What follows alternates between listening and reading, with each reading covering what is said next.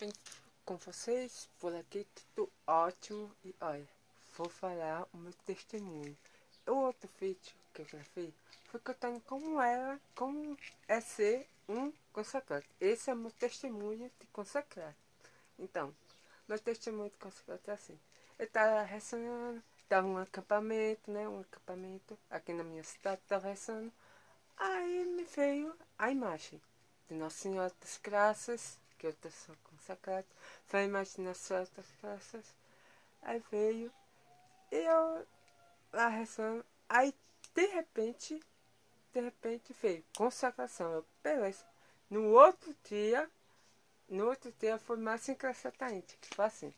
No outro dia eu estava lá, né, no celular. Aí veio um carinha, Adriano. Eu, ô gente, eu conheço esse cara. Aí veio. Aí ele botou pra mim.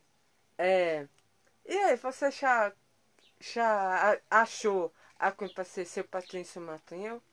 Não, por quê? Quer que eu seja? Eu sempre sei, quero, pronto, quero.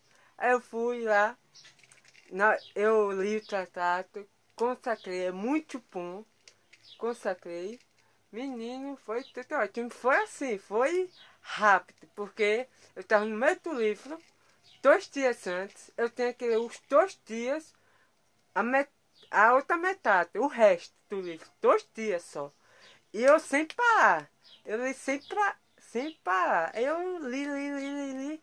No outro sábado eu me consagrei. Eita, sábado eu confessei, se confessei. Domingo eu me consagrei, foi tudo ótimo. Tudo ótimo. Meus amigos consagrados me ajudaram. Foi tudo ótimo. E hoje eu sou uma pessoa assim.